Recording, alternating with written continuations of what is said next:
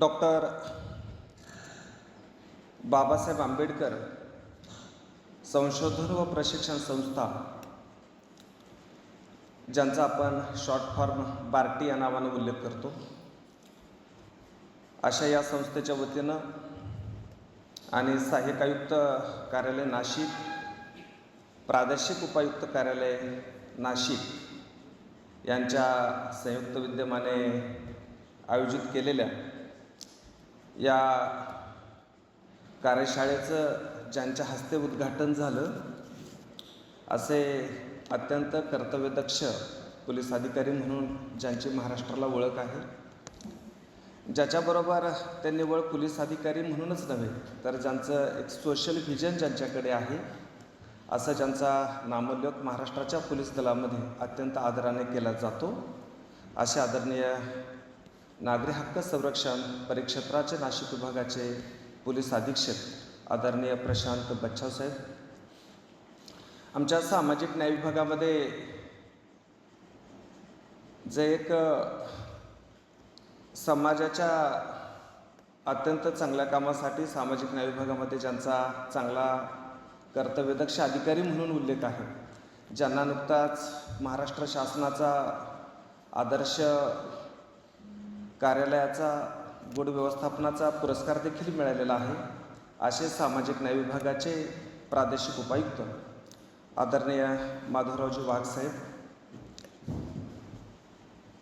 नाशिक सहाय्यक आयुक्त कार्यालयाचे सहाय्यक आयुक्त आदरणीय देविदास नांदगावकर साहेब,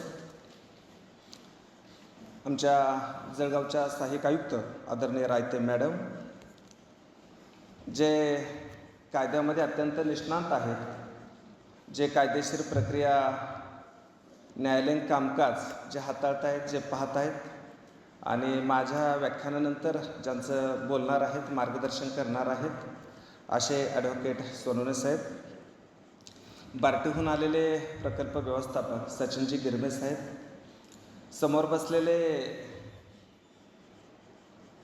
जे उच्चपदस्थ पोलीस अधिकारी आहेत, ज्याच्यामध्ये ॲट्रॉसिटी कायद्याच्या अनुषंगानं ज्यांच्यावर तपासाची पूर्णपणानं जबाबदारी असते, ज्यांना खूप मोठा अनुभव आहे, असे श्री देसले साहेब, दुसरे DYSP त्यांच्या समोर बसलेले सर्व जिल्हा दक्षता समित्या आणि विभागीय दक्षता समित्या या सर्व समित्यांचे सदस्य, उपस्थित अधिकारी आणि बंधूंनो, आपल्या सर्वांचं या कार्यशाळेमध्ये मी आपल्या बार्टी आणि सहाय्यक आयुक्त कार्यालय, प्रादेशिक उपायुक्त कार्यालय यांच्या वतीनं मी आपलं मनापासून स्वागत करतो.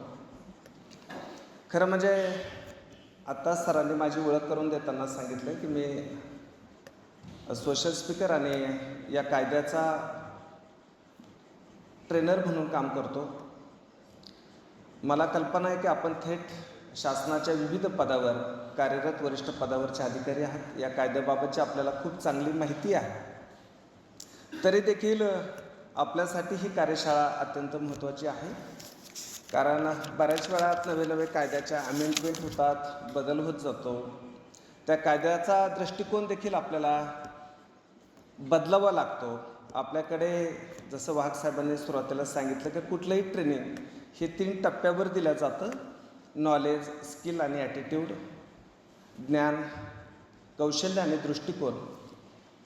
तर मला खात्री आहे की मी त्याचा प्रयत्न करेन की या कायद्याची कार्यशाळा संपन्न झाल्यावर नक्कीच पणानं आपल्या ज्ञानामध्ये, कायद्याच्या बाजूनं, आपल्या कौशल्यामध्ये आणि आपला जो काही कायद्याबद्दलचा दृष्टिकोन आहे तो देखील बदलण्याचा प्रयत्न होईल. कायद्याचं जे नाव आहे त्यामध्ये खूप सविस्तरपणानं नाव आहे आणि कायदा आहे, त्याच्यातच सर्व काही या कार्यशाळेचं माहिती त्याच्यामध्ये आलेली आहे. खरं म्हणजे कायद्याचंच नाव आहे अनुसूचित जाती जमाती अत्याचारास प्रतिबंधक कायदा 1989. हा कायदा अत्याचारास प्रतिबंध करतो आणि त्या निमित्तानं त्याची प्रबोधन कार्यशाळा ठेवलेली आहे. प्रबोधन म्हणजे आपण म्हणतो त्याला ज्ञान किंवा जाणीवजागृती माहिती असतं, ज्ञान माहिती असणं आणि ते तर्कशुद्ध विचारावर त्याची माहिती घेणं म्हणजे आपण प्रबोधन म्हणतो. कायद्याच्या पातळीवर तर्कशुद्ध पद्धतीनं त्याकडे विचार करणं आणि आपण आजच्या या प्रबोधनपर कार्यशाळेमध्ये एक तर्कशुद्ध पद्धतीनं या कायद्याकडे आपण पाहणार आहोत, ज्याच्यामुळे आपल्याला माहिती आहे की आता आपण सर्वजण या कायद्याकडे पाहत असताना कायद्याचं नाव घेतलं तरी समाजाच्या अनेकांच्या मनामध्ये भीतीचं वातावरण तयार होतं.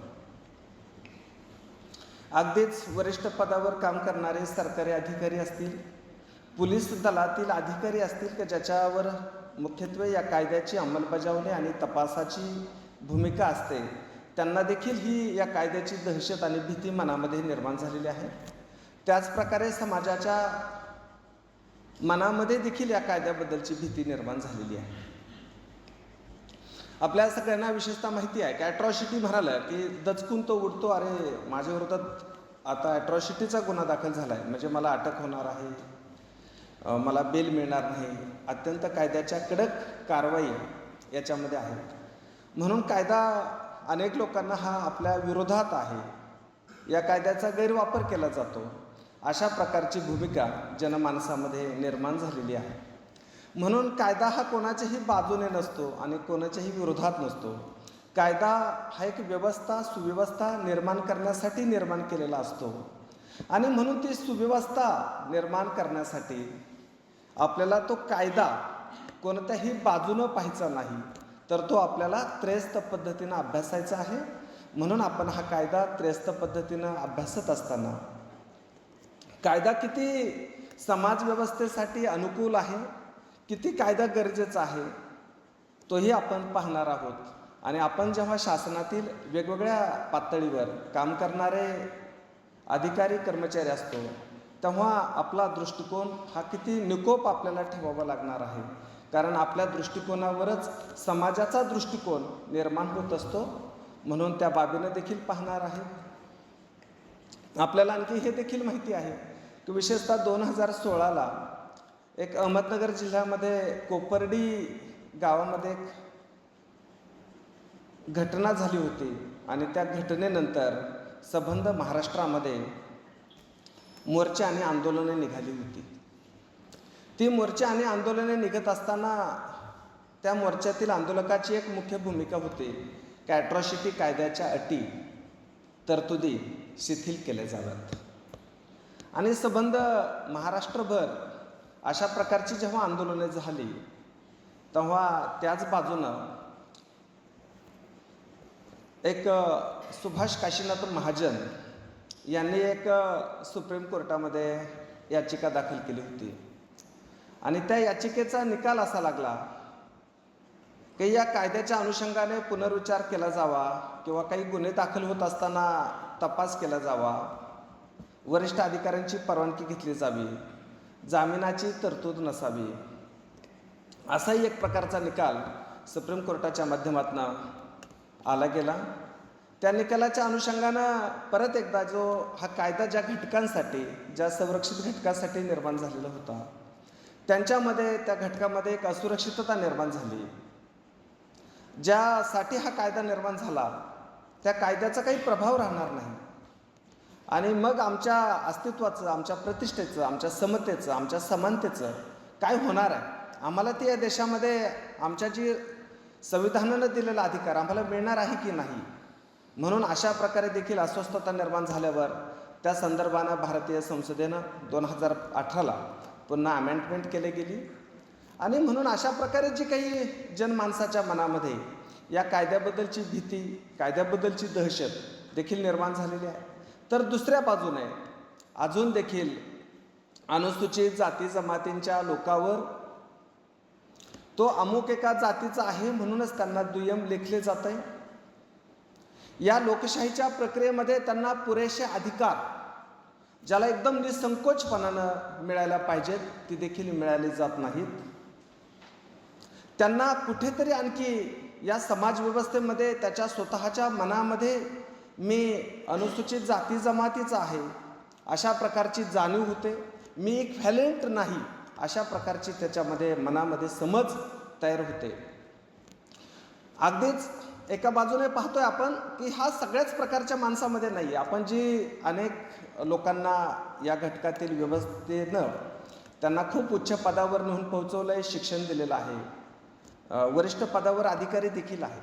मात्र जो आणखीन एक तळागाळातील घटक आहे त्या घटकामध्ये ती अस्वस्थता आहे. म्हणून आपल्याला या कायद्याची गरज देखील अजून खूप काळ असायला हवी असं वाटतं. त्या घटकामध्ये आपल्याला तो काळ, ती वेळ अधिकाधिक कमी करण्याचा आपल्याला सामूहिक प्रयत्न या कार्यशाळेच्या प्रबोधनाच्या माध्यमामधून करायचा आहे. कारण हा कायदाच आहे अत्याचारास प्रतिबंध, आणि म्हणून अत्याचारास प्रतिबंध करत असताना हा कायदा निव्वळ अनुसूचित जाती जमातीच्या घटकासाठी आपल्याला सांगून, शिकवून, समजावून चालणार नाही. तो निव्वळ पोलीस अधिकाऱ्यांनाच निव्वळ सांगून, समजावून, शिकून चालणार नाही. तर तो आपल्याला समाजातील सर्व घटकापर्यंत पोहोचावा लागणार आहे. हा कायद्याचं पालन करण्याची जाणीव आणि कायदा अस्तित्वात येण्यापाठीमागची जी कारणं आहेत ती आपल्या सगळ्यांना समजावून घ्यावी लागणार आहेत. आणि याच उदात्त हेतूने डॉक्टर बाबासाहेब आंबेडकर संशोधन आणि प्रशिक्षण संस्थेच्या माध्यमातून या कार्यशाळा मागील 2016 पासून सबंध महाराष्ट्रभर आयोजित केल्या जात आहेत. सुरुवातीच्या काळामध्ये कोविड आणि तत्सम साथरोगामुळे ह्या ऑनलाईन प्रकारच्या कार्यशाळा बार्टीमार्फत आयोजित केल्या जातात. मागील 3-3.5 वर्षापासून ऑफलाईन पद्धतीने अशा प्रकारच्या कार्यशाळा बार्टीकडून आणि संबंधित सहाय्यक आयुक्त कार्यालयाकडून राज्यभर पूर्ण होत आहेत. अत्यंत चांगला अर्थ या कायद्याची बाजू समजावून घेण्याचा काम या कार्यशाळेच्या माध्यमातून होत आहे. तत्कालीन सामाजिक न्याय विभागाचे आयुक्त ओमप्रकाशजी बकोरिया साहेब यांच्या माध्यमातून ह्या सगळ्या कार्यशाळा प्रभावीपणानं राबवल्या जात आहेत. अलीकडच्या काळात साहेबांची बदली झालेली आहे आणि नव्यानं आयुक्त म्हणून देशमुख मॅडम ह्या पदभार स्वीकारणार आहेत. त्यांच्या माध्यमातून देखील हा कार्यभार अधिक प्रभावीपणानं कार्यशाळा पुढे घेऊन जाण्याचं काम बार्टीमार्फत केलं जाईल. या बार्टीचे जे महासंचालक आहेत आदरणीय सुनीलजी वारे साहेब, जे IRS आहेत, ते देखील या सर्व कार्यशाळावर सातत्यानं मार्गदर्शन करत असतात. या कार्यशाळेचा रिव्ह्यू घेतात. नेमकेपणानं या कार्यशाळांचं जे काही आउटपुट मिळायला हवं आहे त्या पद्धतीनं ते मिळतं किंवा नाही. त्याबरोबरच जो काही या कायद्यामध्ये जो संरक्षित घटक आहे त्यांच्यासाठी विविध योजना, प्रशिक्षणे देण्याचं काम देखील बार्टी या संस्थेच्या माध्यमातून सुरू असतं. हे सगळं पाहत असताना आपण कायद्याकडे पाहणार आहोत. कायदा हा जो सगळा आहे तो भारतीय संविधानाच्या रिलेटेड आहे, संबंधित आहे. आपल्या देशामध्ये इतकं चांगलं आपलं संविधान आहे की खरंच पुढची अनेक वर्ष आपण जर चांगला, व्यापक आणि सुजाण नागरिक म्हणून, सुजाण अधिकारी म्हणून, सुजाण शासन व्यवस्था म्हणून जर आपण अर्थ लावला तर कोणत्याही पातळीवर हा कायदा या देशाला नक्कीच खूप ताकदीनं पुढे घेऊन जाईल. इतकं चांगलं संविधान आपल्या भारतामध्ये आहे आणि प्रत्येक गोष्ट अत्यंत खूप काळजीपूर्वक आहे. म्हणून भारताचं जे काही संविधान आहे त्याची जी उद्देशिका आहे ती उद्देशिका जर आपण पाहिली तर जवळपास त्याच्यामध्ये 4 पॅरे दिसत आहेत, मात्र वाक्य एकच आहे. जे वाक्य आम्हीपासून सुरू होतं ते वाक्य आहोतपर्यंत संपतं. आणि ते एकच वाक्यामध्ये आपण जर रोज वाचलं तर एक नवी गोष्ट, कितीही वेळा वाचू, नवी गोष्ट आपल्याला आकलन होईल. इतकं चांगलं वाक्य आहे. देवाची प्रार्थना करावी अशा प्रकारची रोजची या उद्देशिकेची जर आपण प्रार्थना केली, रोज जर आपण आपल्या जीवनामध्ये वाचलं तर त्याचा एक नवा अर्थ रोज आपल्याला जीवनामध्ये मिळेल, नवी व्यापकता आपल्याला कळेल. म्हणून आपण ते वाक्य वाचूयात. भारताचं संविधान आणि त्यातील जी उद्देशिका आहे ती आपण वाचतोय. ते एकाच वाक्यातली उद्देशिका आहे, कारण वाक्यात कुठेही फुल स्टॉप दिला गेलेला नाही. आम्ही भारताचे लोक, भारताचे एक सार्वभौम, समाजवादी, धर्मनिरपेक्ष, लोकशाही गणराज्य घडवण्याचा व त्याच्या सर्व नागरिकास सामाजिक, आर्थिक व राजनैतिक न्याय, विचार, अभिव्यक्ती, विश्वास, श्रद्धा व उपासना यांचे स्वातंत्र्य, दर्जाची व संधीची समानता निश्चितपणे प्राप्त करून देण्याचा आणि त्या सर्वांमध्ये व्यक्तीची प्रतिष्ठा व राष्ट्राची एकता आणि एकात्मता यांचे आश्वासन देणारे बंधुत्व प्रवर्धित करण्याचा संकल्पपूर्वक निर्धार करून आमच्या संविधान सभेत आज दिनांक 26 नोव्हेंबर 1949 रोजी याद्वारे हे संविधान अंगीकृत आणि अधिनियमित करून स्वतः प्रत अर्पण करत आहोत का ज्याच्यामध्ये अख्खं संविधानाची जी काही व्यापकता आहे ती एकाच वाक्यामध्ये आपल्या उद्देशपत्रिकेत पूर्ण केलेली आहे आणि इतकी सुंदर उद्देशिका आपण आपल्याला वाचून ऐकून समजावून घेऊन आपल्याला काम करण्याची ती संधी आहे.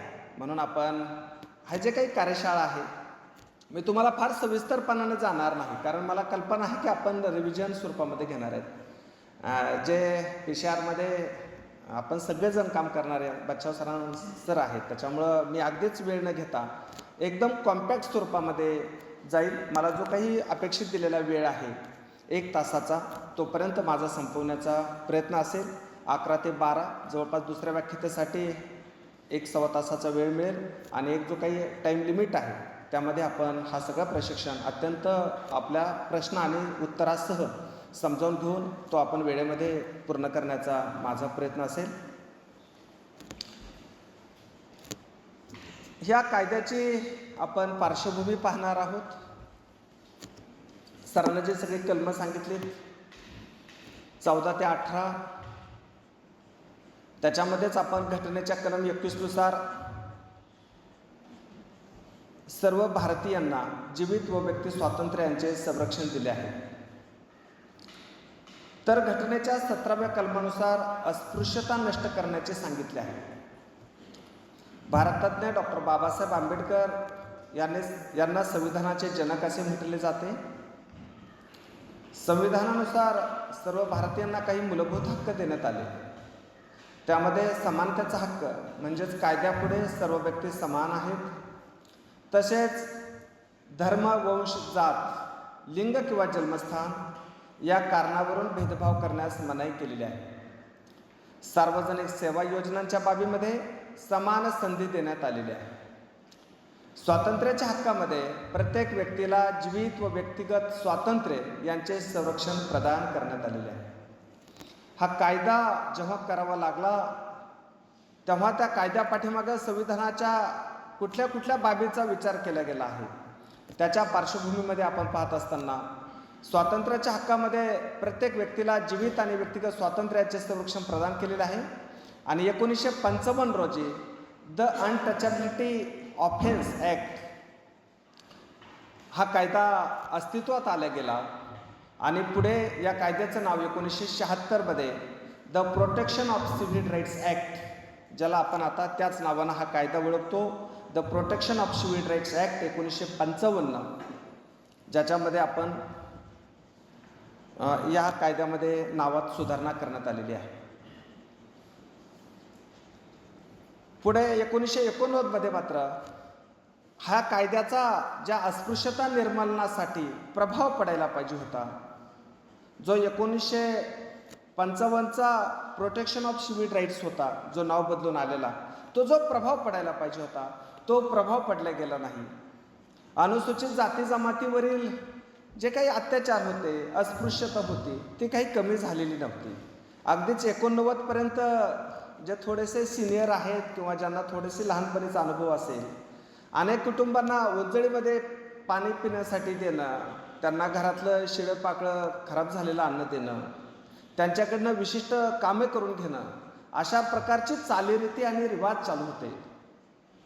आणि त्याच्याचमुळं आपण जेव्हा समानता असं म्हणायला लागलो, जेव्हा संविधान सांगतं की देशातील सर्व नागरिक एकसारखे आहेत, जन्म किंवा जन्मस्थान, लिंग यावरून त्यामध्ये भेदभाव केला जात नाही, तरी पण आमच्या अनुसूचित जाती जमातीच्या व्यक्तींना समाजामध्ये समानतेचं स्थान नाही, ते समानतेचं स्थान दिलं गेलं पाहिजे. त्याच्यासाठी कायदा अधिक कडक झाला पाहिजे. कारण पूर्वीच्या कायद्यामध्ये अगदीच 100 रुपयापासून 6 महिन्यापर्यंत शिक्षेची तरतूद होती आणि एवढी छोटी शिक्षेमुळे या कायद्याचा प्रभाव पडत नसायचा. म्हणून आपल्या भारतीय संसदेला 1989 साली अनुसूचित जाती व अनुसूचित जमाती अत्याचार प्रतिबंध कायदा पारित करावा लागला आणि आपण या प्रभावी कायद्याची अंमलबजावणी गेले 35 वर्ष जवळपास करत आहोत. 37 वर्ष करत आहोत. एक चांगल्या प्रकारचा कायद्यामुळे काय काय परिणाम झाला आहे, किती चांगल्या पद्धतीची व्यवस्था आपण बदलू शकलो, आणखीन आपल्याला काय करायची गरज आहे, ह्या दोन्ही पण बाबीकडे आपण पाहणार आहोत. आपल्या सगळ्या देशाच्या, आपल्या सर्वांचंच, आपल्या शासन व्यवस्थेचं, आपल्या लोकशाहीमधील काम करणाऱ्या सर्वच घटकांचं हे यश आहे. त्याच्यामुळे आपण या कायद्याची 35-37 वर्षामध्ये खूप चांगल्या पद्धतीनं अंमलबजावणी केली गेली आणि जवळपास यातील बऱ्याचशा गोष्टी का ज्या गुन्हा म्हणून ठरवण्यात गेलेल्या होत्या त्या जवळपास संपलेल्या आहेत. त्या बाबीचे गुन्हे आता फार कमी प्रमाणामध्ये दिसायला पाहायला आपल्याला मिळतात. पोलिसांकडे अशा प्रकारची खूप कमी गुन्हे दाखल होत आहेत. तरी देखील आणखी काही ज्या काही तरतुदी या कायद्याच्या अनुषंगानं आहेत, या कायद्याच्या अनुषंगानं त्या संरक्षित घटकामध्ये जी समानता व्यवस्थापित करण्याच्या आणखी काही गोष्टी आहेत, त्याकडे देखील आपण बाबीकडे आपण त्याचं विवेचन करून पाहणार आहोत. म्हणून हा जो कायदा अस्तित्वात येण्यापूर्वी नेमक्या भारतीय संसदेच्या संविधानाच्या कोणकोणत्या बाबी हा कायदा तयार करताना पाहिल्या, या कायद्याला आधार काय आहे त्याकडे जर आपण पाहिलं तर आपला जो काही समानतेचा हक्क आहे, कारण समानतेच्या हक्कामध्ये सांगतो की आपण कायद्यापुढे सर्व समान आहेत. धर्म, वंश, जात, लिंग किंवा जन्मस्थान या कारणावरून भेदभाव करण्यास मनाई आहे. सार्वजनिक सेवा योजनांच्या बाबीमध्ये समान संधी आहे. अस्पृश्यता नष्ट केली गेलेली आहे आणि किताबे नष्ट केलेली आहे. किताबे जे आपण पूर्वीच्या काळामध्ये देशमुखी, पाटीलकी, सरंजामशाहीचे असे काही पुरस्कार दिले जायचे, किताबे दिली जायची, ती देश स्वातंत्र्य झाल्यानंतर आपण ते नष्ट केले. कारण आपण सगळे एकसारखे आहोत, आपल्यामध्ये कोणी पाटील नाही, कोणी देशमुख नाही, अशा प्रकारची किताबे संपवली गेलेली होती. त्यानंतर स्वातंत्र्याचा हक्क, आपल्याकडे जे काही अभिव्यक्ती भाषण स्वातंत्र्य आहे ते आणि त्याचं जे काही विवक्षित हक्काचं संरक्षण आहे, हा स्वातंत्र्याच्या हक्कामध्ये अंतर्भूत होतं. हा कायदा अस्तित्वात आणण्यासाठी त्याचा देखील आधार घेतलेला आहे. अपराधाबद्दलच्या दोषसिद्धीबाबत संरक्षण, स्वातंत्र्याच्या हक्कामध्येच आपण म्हणलं की अपराधाबद्दलच्या दोषसिद्धीबाबत म्हणजे प्रत्येकानं एखादा अपराध केला तर त्यांनी कोर्टापुढे जाऊन म्हणायची गरजच नाही की मी हा अपराध केलेला आहे, त्यांनी कबुली देण्याची गरज नाही. त्याला एखादा अपराध केला असेल तर तो सरकारी पक्षाला तो सिद्ध करावा लागेल आणि ते त्याचं स्वातंत्र्य आहे.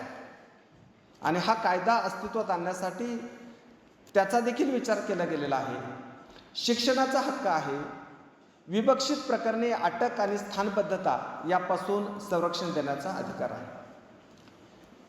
त्याबरोबर शोषणाविरुद्धचे हक्क, जसं माणसाचा अपव्यापार आणि वेठबिगारी यांना भारतीय संविधानानं मनाई केली आहे.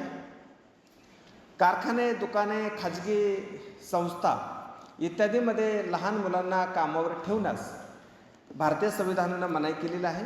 म्हणून कायद्यासाठी या बाबीचा देखील विचार केला गेलेला आहे. वरील सर्व कलमे भारतीय राज्यघटनेनुसार अनुसूचित जाती व अनुसूचित जमाती यांना संरक्षण प्रदान करतात. तसेच अस्पृश्यता नष्ट करण्यात आली आहे व तिचे कोणत्याही स्वरूपातील निसमर्थता हा कायद्याने गुन्हा ठरवण्यात गेलेला आहे. आणि अशा प्रकारे भारतीय संविधानाची जी काही मूलतत्व आहेत, मूलतत्वाशी सुसंगत असा कायदा अस्तित्वात आला गेला.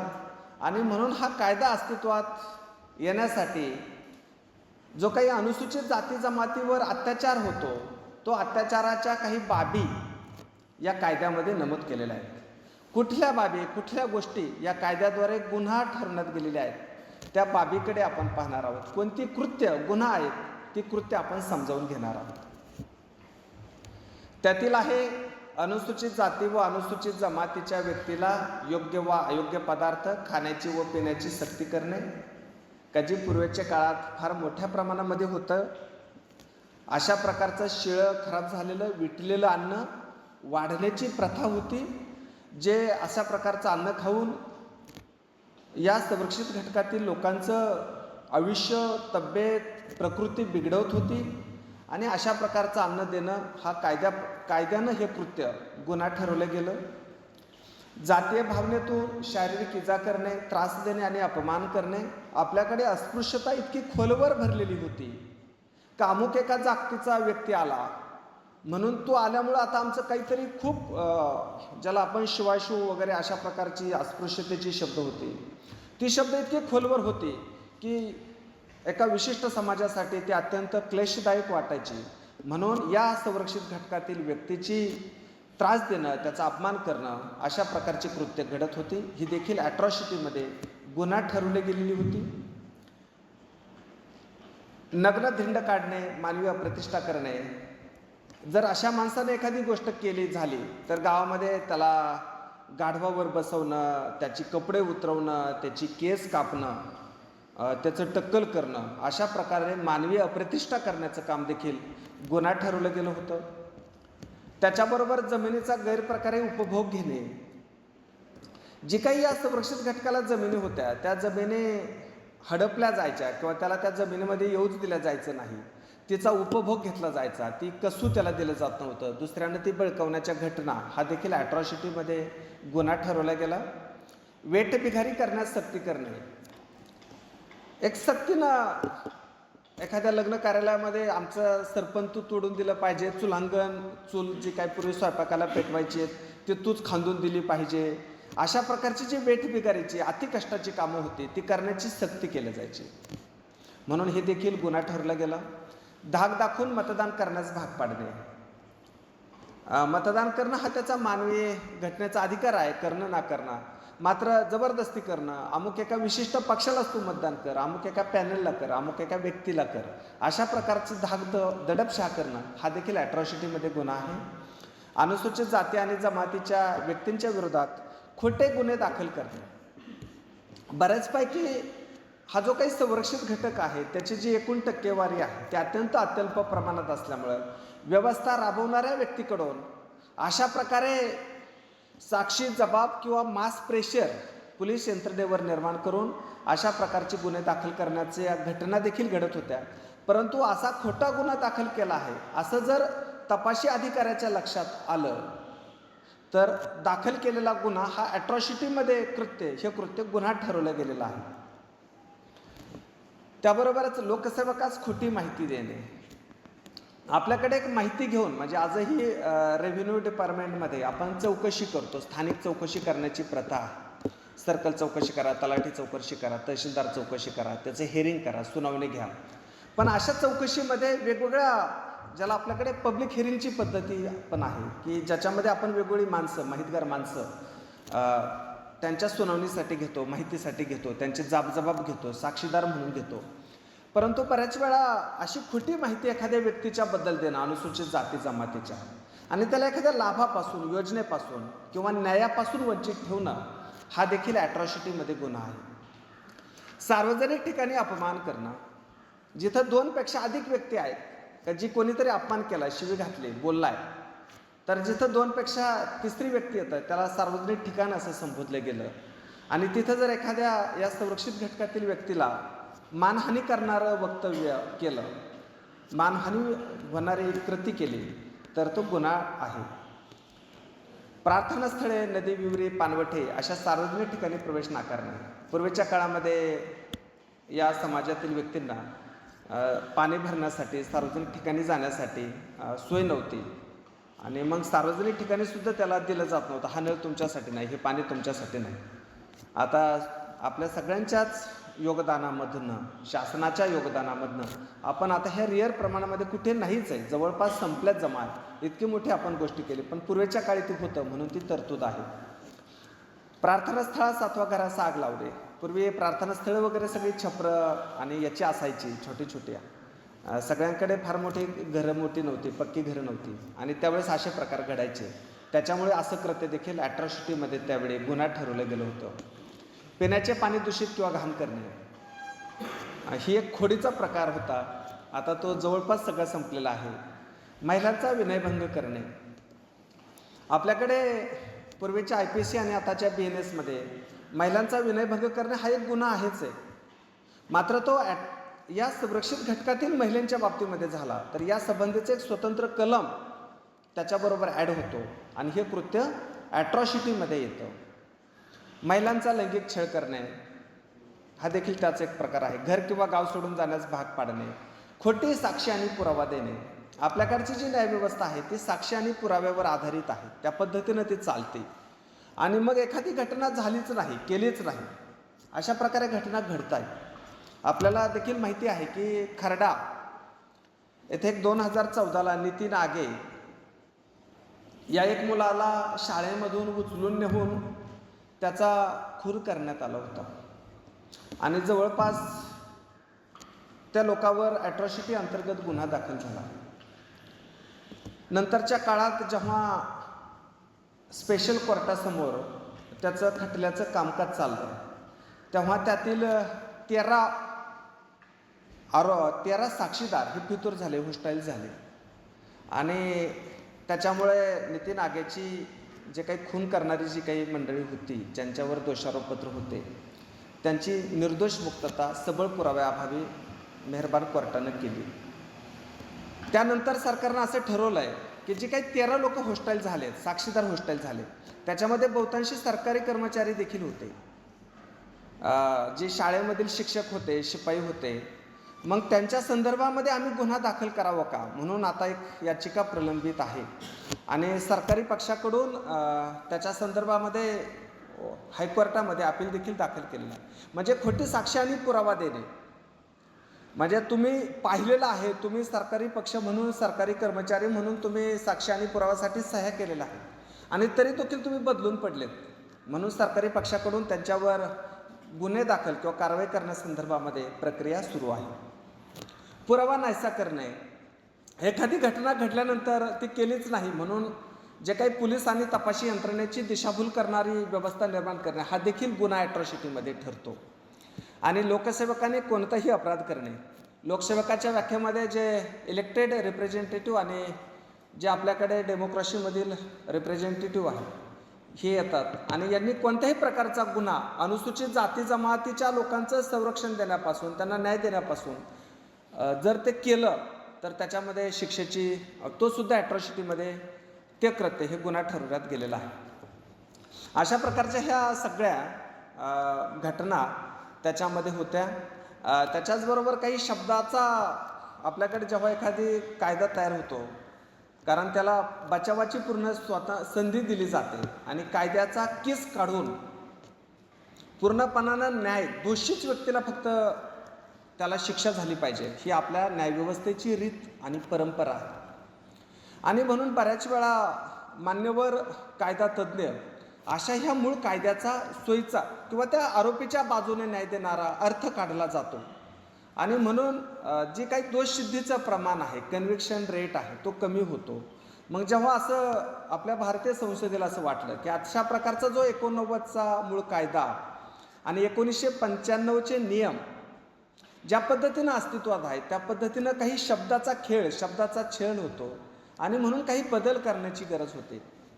तेव्हा काही बदल 2016च्या अमेंडमेंटमध्ये करण्यात आली, त्याच्यामध्ये संशोधन केलं गेलं आणि त्या संशोधनामधून काही बदल केले गेले, म्हणून त्या बदलाची काही शब्द वापरलेले आहेत, काही नियम, काही कृत्य त्याच्यामध्ये आणखी ॲड केलेली आहेत, ते देखील आपण याच्यामध्ये पाहणार आहोत. खाण्यास व पिण्यास योग्य नसलेले पदार्थ देणे, म्हणजे पूर्वी सक्ती करणे असा होता, परंतु आता देणं हा योग्य नाही तरी देणं हा सुद्धा ॲट्रॉसिटी आहे. चपलांचा हार घालणे आणि अर्धनग्न आणि धिंड काढणे, पहिल्या कायद्यामध्ये चपलाचा हार असा शब्द अंतर्भूत नव्हता, तो त्याच्यातनं अंतर्भूत केला गेला. जमीन बेकायदेशीरपणे बळकावणे, पूर्वीच्या कायद्यामध्ये अमेंडमेंटमध्ये फक्त त्याला बळकवू म्हणजे करू न देणे, कसून न देणे, त्याचा उपभोग घेणे गैरमार्गानं, एवढा शब्द अंतर्भूत होता. आता जमीन बेकायदेशीरपणे बळकावणे जसं की आता आपल्या सगळ्यांना माहिती आहे का अनुसूचित जाती जमातीच्या उत्खननासाठी समाज कल्याण विभागाच्या वतीनं या घटकांसाठी जमिनींचं वाटप केलं जातं. त्याची उपजीविका भागावी म्हणून दादासाहेब त्या योजनेमधून आपण त्यांना जमिनी देतो. मात्र त्याला जमिनी देत असताना ती विकू नये, त्याला वंश परंपरागत ती त्याला मिळावी, त्याच्या कुटुंबाला ती कसायला मिळावी, त्याची उपजीविका चालावी आणि त्यांची इक्वॅलेंट समानता प्रस्थापित व्हावी यासाठी होतं. मात्र आता त्यातनं खूप चांगली चांगली माणसं त्या जमिनीमध्ये जी एक अट शर्त 2 लागू दिलेली असते, मग तीच काढली जाते, ती कॅन्सल केली जाते रेव्हेन्यू डिपार्टमेंटच्या माध्यमातून. त्या जमिनीची खरेदी विक्री केली जाते आणि अशा प्रकारे ती जमीन खरेदीच्या नावावर करून घेतली जाते, ती बळकावली जाते. अशा कृत्य देखील ॲट्रॉसिटीमध्ये गुन्हा ठरू शकतं. वेठबिगारी करायला लावणे, भीक मागायला लावणे. पूर्वी वेठबिगारी हा शब्द होता, पण भीक मागायला नव्हतं. अनेक ठिकाणी जे आदिवासी पाडे आहेत तिथे आणखीन देखील आपली पुरेशी विकास व्यवस्था किंवा जाणीव त्यांच्यामध्ये झाली नाही, म्हणून लहान मुलांना पैसे देऊन विकत घेतलं जातं. आणि ज्या मोठ्या सिटी आहेत, ज्या मेट्रो सिटी आहेत, त्या मेट्रो सिटीमध्ये त्यांना भीक मागायला लावणाऱ्या टोळ्या अस्तित्वात आहेत. मग या टोळ्याच्या माध्यमातून त्या मुलांना भीक मागतात वेगवेगळ्या सिग्नल्सवर वगैरे. परंतु जे कोणी अशा मुलांना भीक मागायला लावणारी टोळी अस्तित्वात असेल तर त्या टोळीवरती जर ते या संरक्षित घटकातील मुलं असतील तर त्यांच्यावर देखील ॲट्रॉसिटीचा गुन्हा दाखल होऊ शकेल. मतदान करणे, नामनिर्देशन पत्र दाखल करण्यास प्रतिबंध करणे. खरं म्हणजे आता आपल्याला माहिती आहे की 73वी घटना दुरुस्ती झाली, 93 पासून ती अस्तित्वात आली आणि आपण रिझर्वेशन कॅटेगरीसाठी आरक्षण दिलं गेलं. स्थानिक स्वराज्य संस्थांच्या निवडणुकीमध्ये दिलं आहे, आपण विधानसभेलाही आहे, लोकसभेला देखील आहे. परंतु अगदीच मोठ्या निवडणुकीमध्ये हा काही फार प्रभाव नसायचा, कारण तिथे राजकीय पक्षांचं पाठबळ असतं. मात्र जे काही स्थानिक स्वराज्य संस्थांच्या निवडणुकीमध्ये गाव पातळीवर अर्ज भरायला द्यायचा नाही किंवा एखाद्या निवडून आलेला माणूस आहे त्या रिझर्वेशन कॅटेगरीमधनं आला तर तो अमुक पॅनललाच मतदान कर, नाही तर त्याच्यावर जबरदस्ती करायची, त्याला दमदाटी करायची, त्याला मतदानाला येऊ द्यायचं नाही, असं ग्रामपंचायत, पंचायत समिती, जिल्हा परिषद अशा माध्यमातून ते व्हायला लागलं. आणि अशा प्रकारचं जर त्याला प्रतिबंध करणं, त्याला येऊच न देणं जर त्याने आपल्याला कळवलं किंवा या प्रक्रियेमध्ये जर तसं आढळलं तर तो सुद्धा ॲट्रॉसिटीमध्ये हे कृत्य गुन्हा घडतं. सार्वजनिक ठिकाणी अपमान करणे आणि जातीवाचक शिवीगाळ करणे या 2 गोष्टी आता नव्या अमेंडमेंटमध्ये आहेत. विनयभंग करणे, बलात्कार करणे, लैंगिक छळ करणे इथपर्यंतच्या बाबी पूर्वी देखील हे कृत्य होते. आता त्याच्यामध्ये सामूहिक बलात्कार असा एक शब्द नव्यानं संशोधनामध्ये ॲड केलेला आहे. कारण हा शब्द बऱ्याच काळ कायद्यामध्ये होता, पोलीस मॅन्युअलमध्ये आहे, IPC मध्ये होता, मात्र तो समाजामध्ये कधी नव्हता. विशेषतः 2001ला जेव्हा एक कोठेवाडीमध्ये सामूहिक बलात्कार अशी घटना घडली पाथर्डीमध्ये, अहमदनगरमध्ये, आणि त्याच्यानंतर सामूहिक बलात्कार ही गोष्ट खूप प्रकर्षानं समोर यायला लागली आणि म्हणून 2016च्या संशोधनात या कायद्यामध्ये ती अंतर्भूत केल्या गेली. बळजबरीने घर सोडायला लावणे, घर जाळणे, घर जमीनदोस्त करणे आणि त्यानंतर आहे सामाजिक आणि आर्थिक बहिष्कार. ही एक संशोधनामध्ये असं आढळलं की आता लोकांना ही अशी गुन्हे करण्याऐवजी एक सहज साध्य होणारी गोष्ट सामाजिक आणि आर्थिक बहिष्कार, तो आमच्या गिरणीत दळायला यायचं नाही, तो आमच्या दुकानीमध्ये यायचं नाही, तो आमच्या जिपेत किंवा एखाद्या खेडेगावामधनं जे जाणारे पब्लिक वाहनं असतील त्याच्यात त्यांना घ्यायचंच नाही, अशा प्रकारचे बहिष्कार करून त्या कुटुंबाची हेळसांड केली जाते, त्याला टॉर्चर केलं जातं मेंटली, फिजिकली. आणि म्हणून हे देखील कृत्य असं घडायला लागल्यावर सामाजिक आणि आर्थिक बहिष्कारामध्ये ते अंतर्भूत केलं गेलं. खोटा पुरावा आणि साक्षी देणे हे देखील त्याच्यामध्ये नव्यानं अंतर्भूत केलं गेलेलं आहे. ही सगळी जी काही कृत्य गुन्हा ठरवले गेलेले आहेत याच्यामधली जी काही महत्त्वाची काही कलम आहेत ॲट्रॉसिटीमधली, ते 1-2-4 कलम आहेत ते आपण पाहतोय. याच्यातलं जे काही ॲट्रॉसिटीमधलं कलम 4 आहे, या कायद्याच्या अंमलबजावणीसाठी जबाबदार अनुसूचित जाती व अनुसूचित जमाती सदस्य नसलेला जो कोणी लोकसेवक आपल्या कर्तव्यात हेतू परस्पर कसूर करेल अशा व्यक्तीस 6 महिने ते 1 वर्षापर्यंतच्या कारावासाच्या शिक्षेस पात्र आहे. कोण म्हटलंय तर लोकसेवक. म्हणजे असं कोणतंही वर्तन ज्याच्यामुळे अनुसूचित जाती जमातीच्या लोकांना त्याच्या विवक्षित हक्कापासून रिलीफ मिळणार नाही किंवा त्याला आपण अडसर ठरू शकू असं कोणत्याही लोकसेवकानं केलेलं कृत्य हे 6 महिन्यापासून 1 वर्षापर्यंत शिक्षेसाठी पात्र आहे, ज्याच्यामध्ये आपण बऱ्यापैकी हे पाहतोय की ॲट्रॉसिटी गुन्हा दाखल करायला आल्यावर एखादा पीडित संबंधित पोलीस ठाणे अंमलदारांना कोणताही वेळ न घालता तो व्यक्ती सांगतो आहे तशा प्रकारचा गुन्हा दाखल करून घेणं हे त्याच्यावर क्रमप्राप्त आहे, कारण त्याला टाळटाळ करता येणार नाही. टाळटाळ जर केले तर अशा प्रकारची जी काही लोकसेवकाची व्याख्यातलं कलम 4 आहे ते त्याच्यासाठी अंतर्भूत आहे. हे निव्वळ आता फक्त पोलीस अधिकाऱ्यांसाठीच नाही आहे. अशाच प्रकारचं कृत्य जर एखाद्या आमच्या दलित वस्तीमध्ये विकासाचं काम करणाऱ्या ग्रामसेवकानं, विकासाचं काम करणाऱ्या एखाद्या सरपंचानं देखील त्यांना त्यांच्या निधीपासून, विवक्षित कामापासून, जो आपण पंचायत राजमध्ये 15% निधी हा अनुसूचित जाती जमातीच्या लोकांच्या उत्कर्षासाठी ठेवलेला आहे, जो आमच्या सामाजिक न्याय विभागाकडून दिला जातो, परंतु ते जर काम तिथंच झालं नाही, त्यानं जर त्याच्यात कुठलाही जर हलगर्जीपणा केला, कसूर केला, तर तो देखील ॲट्रॉसिटीमध्ये ते कृत्य हे गुन्हा ठरू शकतं. कलम 14 सांगतं विशेष न्यायालयाची स्थापना. जेव्हा विशेष न्यायालय स्थापन करावं असं या कायद्यामध्ये अंतर्भूत केलं गेलं, कारण आपल्या सगळ्यांना माहिती आहे की एवढी केसेस, एवढे खटले प्रलंबित आहेत की ते उरकत नाहीत. कधी 2 महिन्याच्या तारखा, महिन्याच्या तारखा, नुसते कोर्टाला, ज्युडिशरीला फक्त त्या तारखा देण्यासाठीच काहीतरी त्याचे दिवस आणि वेळ जातो. मध्यंतरीच्या काळात आपण फास्ट ट्रॅक कोर्टसुद्धा, नाईट ट्रॅक कोर्ट ही संकल्पना आपण आणली होती. वेळ वाढवून कामाची निर्गती करा, खटल्याची प्रलंबितता कमी करा, यासाठी तो प्रयत्न होता.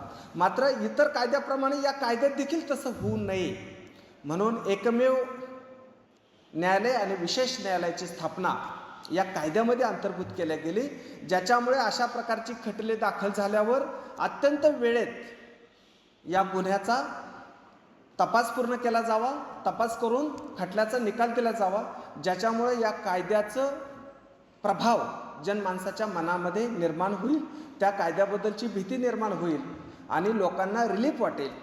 ज्याच्यावर अत्याचार पीडित व्यक्ती आहे त्याला रिलीफ वाटावे, त्याच्यासाठी ही आपण या कायद्यामध्ये संशोधन करून ही तरतूद केले गेलेली आहे. कलम 14 अन्वये.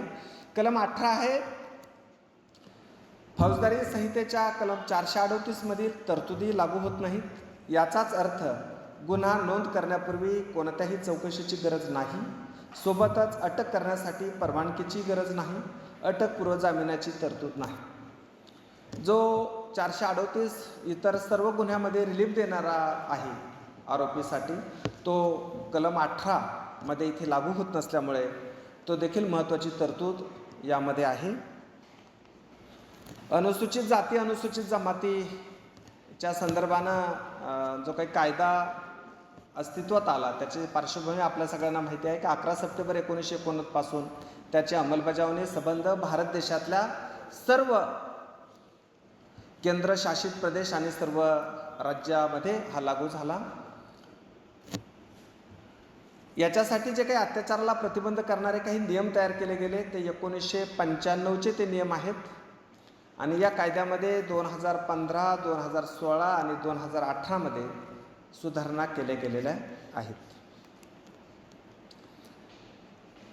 ही जो काही कायदा राबवण्यासाठी यंत्रणा आहे, तर बऱ्याच वेळा आपल्या सगळ्यांना असंच वाटतं की हे सगळी कायद्याची अंमलबजावणी करणं फक्त पोलिसांची जबाबदारी आहे.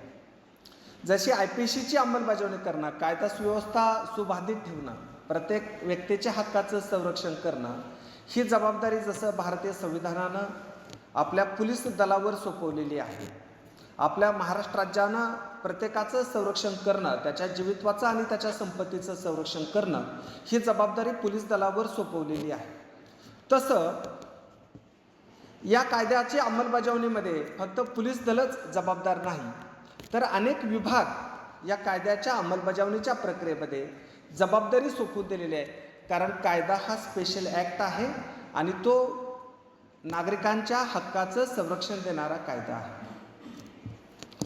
म्हणून याच्यामध्ये पोलीस विभागांची काय जबाबदारी आहे, तर गुन्ह्याच्या योग्य कलमाखाली नोंद करणे, की जेव्हा एखादा पीडित पोलीस ठाण्यामध्ये येतो तेव्हा त्याची घटना आणि झालेला अन्याय अत्याचार पीडित व्यक्तीकडून समजावून घेणं आणि नेमकेपणानं कुठले कलम त्यासाठी लागू होतात त्याप्रमाणे तो कलमाची नोंद करणं हे पोलिसांचं काम आहे.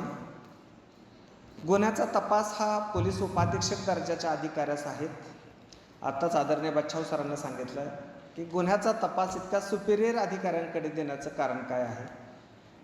पोलीस अधीक्षक उपाधीक्षक हा एकदम सुपिरियर राज्यसेवेमधला आपला सर्वात मोठा घटक आहे पोलीस दलामध्ये नियुक्ती करण्याला अथॉरिटीने, आणि त्यांच्याकडे तपास दिल्यामुळे का तो तपास एका बॅलन्स होईल, तो पूर्णपणाने घटना समजावून घेईल, त्या व्यक्तीला त्या अधिकाऱ्यांना या संबंधित एकदम ग्रिव्हियस असेल, त्याच्या मनामध्ये एकदम आदर पण असेल आणि कायद्याची अंमलबजावणी करत असताना एकदम सक्षम पद्धतीनं ते काम करू शकतील. कोणत्याही व्यवस्थेचा दबाव त्यांच्यावर न होता अनुसूचित जाती जमातीच्या लोकांना ते न्याय देऊ शकतील, अशा प्रकारची भूमिका असल्यामुळेच आपण DYSP दर्जाच्या अधिकाऱ्यांकडे तपास देण्याची जबाबदारी दिलेली आहे. गुन्ह्याचा योग्य पद्धतीने आणि तातडीनं तपास करणे, कारण जो तपास आहे आता रोज त्याच्यातलं काम असल्यामुळे त्यांनी सांगितलं की जो काही टेक्निकल बाबी असतात त्याचा आपण तपास घेतला पाहिजे. कारण पोलिसांचं पोलीस मॅन्युअल सांगेल की सत्य तपासून काढणे. FIR काही पण दाखल होईल, मात्र पोलीस तपासी अधिकाऱ्याचं काम आहे सत्य तपासा, सत्य काढा त्यातनं बाहेर, आणि सत्य हे कायद्याच्या कसोटीवर टिकणारं असलं पाहिजे. म्हणून सत्य तपासा, आणि सत्य तपासण्यासाठी तुम्हाला हा टेक्निकल भाग तुम्ही त्याच्यामध्ये अवलंबवला पाहिजे. फोन असतील, रेकॉर्डिंग असतील, CCTV असतील, आता सगळे मोबाईलचे लोकेशन येतात, सरांनी सांगितलं त्या फॉरेन्सिक लॅब आहेत, आवाजाची पडताळणी आहे, ज्या काही 12 भानगडी पोलिसांना माहिती आहेत त्या तपासाच्या अनुषंगानं, मला ते जास्तीचं माहिती नाही आहे. पण ह्या सगळ्या बाबीचा टेक्निकल तपास जर केला तर त्या तपासाच्या आधारे त्या आरोपीला आपण शिक्षेपर्यंत घेऊन जाऊ शकू, कारण त्यातला महत्त्वाचा रोल आपला आहे. म्हणून गुन्ह्याचा योग्य पद्धतीनं आणि तातडीनं तपास, म्हणजे आता इतर गुन्ह्यासाठी आपण 90 दिवसाचा दोषारोपपत्र दाखल करण्याचा कालावधी आहे. हा स्पेशल ॲक्ट आहे, याच्यात सांगितलं आम्हाला 90 दिवस अपेक्षित नाही आहे, तर 60 दिवसामध्ये पोलिसांना काम केलं पाहिजे. 60 दिवसामध्ये चार्जशीट हे पोलीस न्यायालयामध्ये सादर झालं पाहिजे, आणि गुन्हा नोंद झाल्यापासून 60 दिवसाच्या आत आरोपपत्र दाखल केलं पाहिजे, म्हणजे तो हा मुद्दा आहेच आहे. अशा प्रकारे पोलीस विभाग हा कार्यरत आहे. पोलीस विभागाची जी यंत्रणा आहे कायद्याची अंमलबजावणी करायची आहे, अनुसूचित जाती जमातीच्या कोणत्याही व्यक्तीवर अन्याय होता कामा नये ह्याची काळजी आणि जबाबदारी आणि खबरदारी ही पोलिसांना घ्यायची आहे. म्हणून आमच्याकडे जी पोलिसाची यंत्रणा जी कार्यरत आहे, ज्यांच्यावर ही जबाबदारी सोपवलेली आहे, ती जबाबदारी अशी आहे, गाव आणि तालुका पातळीवर आमचे पोलीस ठाणे आहेत. 2 किंवा 3 तालुके मिळून एक उपविभाग आहे, त्या उपविभागामध्ये उपाधीक्षक दर्जाचा अधिकारी कार्यरत आहेत. जिल्हा पातळीवर ग्रामीण भागासाठी पोलीस अधीक्षक दर्जाचे अधिकारी आहेत. मोठ्या आणि नागरिक क्षेत्रासाठी पोलीस आयुक्त हे अधिकारी आहेत.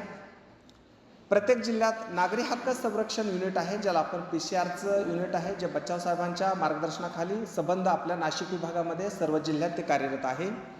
आणि राज्य पातळीवर विशेष पोलीस महानिरीक्षक, मला असं वाटतं की त्या पदाचं काही नामकरण काही बदललं की काही मला माहिती नाही आहे, पण काहीतरी नवीन बदल झाला असं मला परवाच्याला सांगितलं गेलं, परंतु त्या पदाच्या रँकिंगचं नॉलेज आणखी माझं अपडेट झालेलं नसल्यामुळे मला तो नमूद PPTमध्ये करता आलेलं नाही.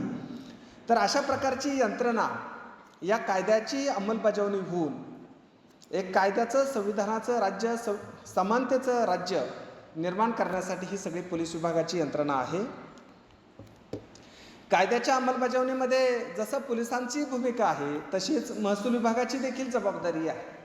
बऱ्याच वेळा आणखीन देखील म्हणजे तसं होत नाही, परंतु कधी कधी कामाच्या व्यापामधून अनेक रेव्हेन्यू डिपार्टमेंटमधली वरिष्ठ अधिकारी म्हणतात त्याचा आणि आमचा काय संबंध आहे, ते तिकडे जा, ॲट्रॉसिटी झालं गुन्हा तर करतील पोलीस चौकशी, असा देखील परिणाम होतो. म्हणूनच बार्टीकडनं सामाजिक न्याय विभागाच्या वतीनं सगळ्या विभागांसाठी ह्या कार्यशाळा आहेत का ज्याच्यामुळे प्रत्येक विभागाला कायद्याद्वारे सोपवलेली जबाबदारी समजावी, हा उद्देश आहे. महसूल विभागाची जबाबदारी आहे. जिल्हाधिकारी हे जिल्हा दक्षता व नियंत्रण समितीचे अध्यक्ष आहेत. त्यामुळे महसूल विभागामध्ये त्यांच्यावर ते पदसिद्ध अध्यक्ष असल्याने ही सर्व जबाबदारी आहे. मालमत्तेचे नुकसान झाल्याच्या प्रकरणात पंचनामा करून मालमत्तेचे मूल्यांकन करणे हे महसूल विभागाने या कायद्याद्वारे द्यायचं आहे. गंभीर प्रकरणात खून, सामूहिक बलात्कार इत्यादी प्रकरणात जिल्हाधिकारी यांनी भेट देणं अपेक्षित आहे. कायद्याद्वारे त्यांच्यावर ते बंधनकारक आहे. जसं की इतर घटनांमध्ये किंवा अशा प्रकारच्या घटनांमध्ये पोलीस विभागाच्या वतीनं पोलीस अधीक्षकांनी ती भेट देणं हे कायद्याद्वारे पोलीस डायरीप्रमाणे त्यांना जबाबदारी आहे. तसं या घटनेमध्ये कायद्याद्वारे कलेक्टर साहेबांना भेट देणं अपेक्षित आहे. पीडित व्यक्तीस जातीचा दाखला 7 दिवसात देणं, कारण पीडित व्यक्ती जेव्हा तो मी अमुक जातीचा आहे तेव्हा पोलिसांसाठी त्याचा दाखला, त्याची जात निश्चित करणं महत्त्वाचं असतं. म्हणून पोलिसांनी असा प्रकारचा अर्ज सादर केल्यानंतर आणि कागदपत्राची पूर्तता संबंधिताकडून झाल्यावर महसूल विभागाच्या वतीनं प्रांताधिकाऱ्याकडनं 7 दिवसामध्ये तो जातीचा दाखला त्यांना इश्यू करणं गरजेचं आहे. इतर सेवा हमी विधेयकामध्ये त्याची मुदत ही 21 दिवसाची आहे. त्यामुळे त्यांनी हे म्हणू नये की हा कायदा आणि हे आहे, तर त्यांना ती 7 दिवसात देणं कायद्यानं त्याच्यामध्ये अंतर्भूत केले गेलेलं आहे. अशा प्रकारे ही महसूल विभागाची जबाबदारी आहे. विधी आणि न्याय विभागाची पण काय जबाबदारी आहे, तर विशेष न्यायालयाची स्थापना करणं ही विधी आणि न्याय विभागावर जबाबदारी आहे. विभागीय स्तरावर 6 न्यायालय स्थापन करणं, सरकारी वकिलाच्या मार्फत न्यायालयात पीडित व्यक्तीची बाजू मांडणं, विशेष सरकारी वकिलाची नियुक्ती करणं ही विधी विभागाची जबाबदारी आहे. विशिष्ट प्रकरणात वरिष्ठ न्यायालयात अपील दाखल करणं आणि जिल्हा स्तरावर सरकारी वकील शासनाच्या वतीनं काम पाहत आहेत. अशा प्रकारे विधी आणि न्याय विभागाची जबाबदारी आहे. सामाजिक न्याय विभागाची जबाबदारी आहे पीडित व्यक्तीस आर्थिक मदत करणं.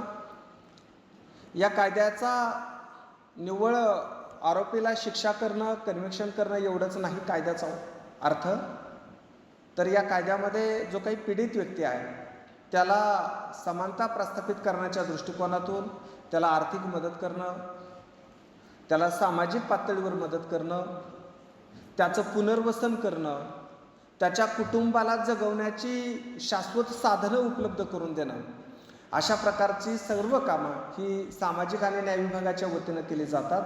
आणि सामाजिक आणि न्याय विभागाच्या वतीनं करत असताना जिल्हाधिकारी साहेब हे जिल्हा दक्षता समितीचे अध्यक्ष असल्यानं त्यांच्यामार्फत ही सगळी प्रक्रिया पूर्ण केली जाते. त्याबरोबरच विविध कलमान्वये अशा पीडित व्यक्तींना आर्थिक मदतीची तरतूद नियम 1995 केली गेलेली आहे. त्याच्यामध्ये आता भरीव आर्थिक मदत 2016च्या संशोधनामध्ये केली गेलेली आहे.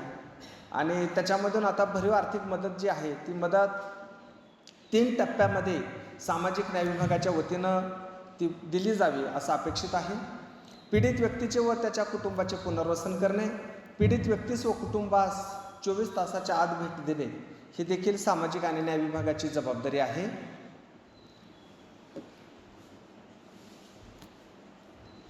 ही सर्व सांगितलेली जी काही जबाबदारी आहे ही जबाबदारी प्रभावीपणानं पार पाडण्यासाठी भारतीय संविधानानं, भारतीय संसदेनं काही जबाबदाऱ्या निश्चित करून दिलेल्या आहेत का त्या प्रत्येक आपल्या संघराज्यामधल्या प्रत्येक घटक राज्यानं त्या पूर्ण करायलाच हव्यात. त्याचा रिव्ह्यू त्यांनी घ्यायलाच हवा. आणि कोणत्याही परिस्थितीमध्ये आपल्या भारत देशामध्ये अशा प्रकारच्या अनुसूचित जाती आणि जमातीच्या लोकांवर अन्याय होऊच नये, होणारच नाही याची काळजी घेण्यासाठी राज्य पातळीवर राज्यस्तरीय उच्चाधिकार दक्षता समिती स्थापन केलेली आहे. ही कायद्यामधील तरतूद आहे.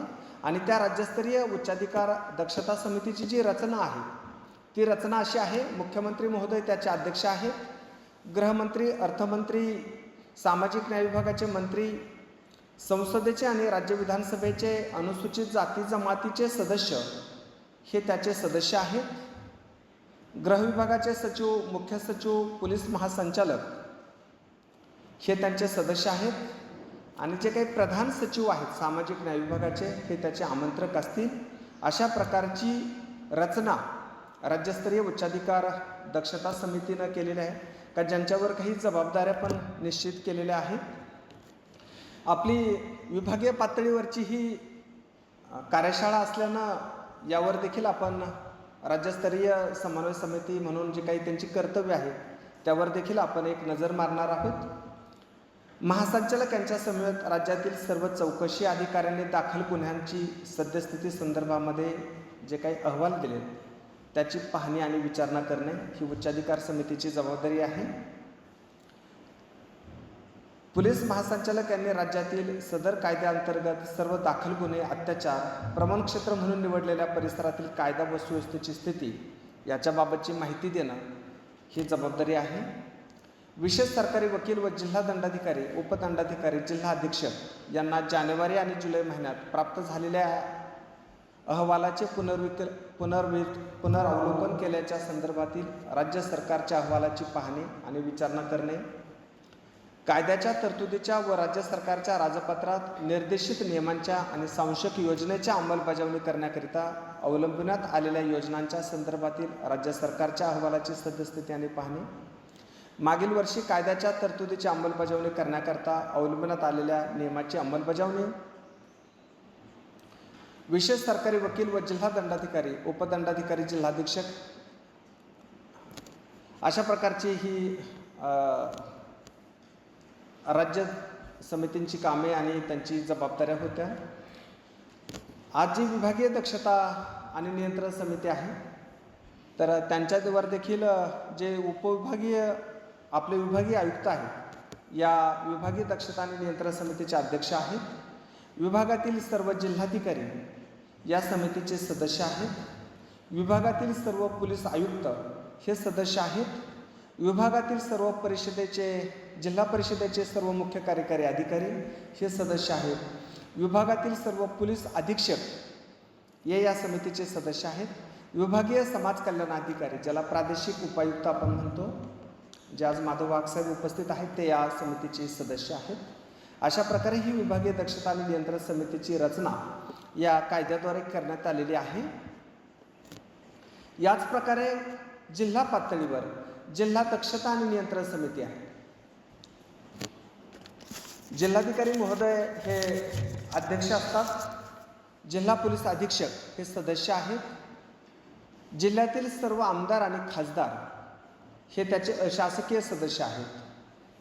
मागासवर्गीय, अनुसूचित जाती आणि जमातीपैकी 3 राजपत्रित अधिकारी त्या जिल्ह्यातील गॅस्टेड ऑफिसर जे असतील ते सर्व त्याचे 3 सदस्य असतील. अशासकीय संस्थेतील बिगर मागासवर्गीय 3 पदाधिकारी हे त्याचे सदस्य आहेत. ज्याला स्थानिक गुन्हा अन्वेषण शाखा म्हणतो LCB, त्यांचे जे PI आहेत ते देखील या समितीचे निमंत्रित सदस्य असतात. पोलीस किंवा शासकीय अभियोक्ता हे त्याचे निमंत्रित सदस्य आहेत. आणि विशेष जिल्हा समाज कल्याण अधिकारी ज्यांना आपण आता सहाय्यक आयुक्त असं म्हणतो ते आपले सदस्य सचिव आहेत. आपल्या नाशिक विभागासाठी देवीदास नांदगावकर साहेब हे या समितीचे जिल्हा दक्षता समितीचे सदस्य आहेत, सदस्य सचिव आहेत. या समितीच्या काही जबाबदाऱ्या आणि त्या देखील आपण या ठिकाणी दिलेल्या आहेत. तर सदस्य सचिव यांनी दर महिन्याच्या 20 तारखेला राज्य सरकारला व अभियोग संचालकाला प्रदान केलेल्या दाखल गुन्ह्याची माहिती आणि मासिक कृती आराखडा जिल्हाधिकाऱ्यांमार्फत देणे, जिल्हा दंडाधिकारी आणि जिल्हा पोलीस अधीक्षक यांना घटनास्थळाला भेट देणे, जीवित व वित्त हानी अहवाल तयार करणे,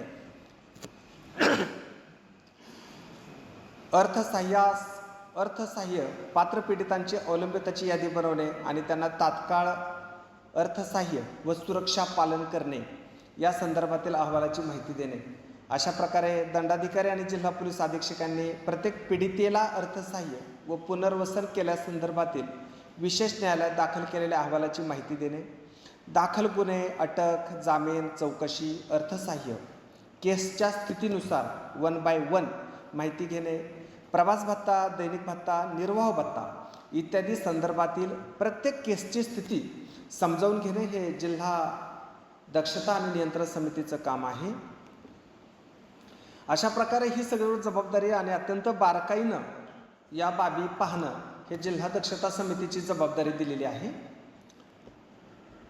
याच प्रकारे जिल्हा दक्षता समितीसारखीच एक उपविभागीय नियंत्रण समिती तयार करण्याचे निर्देश 1995च्या नियमान्वये करण्यात आलेले होते.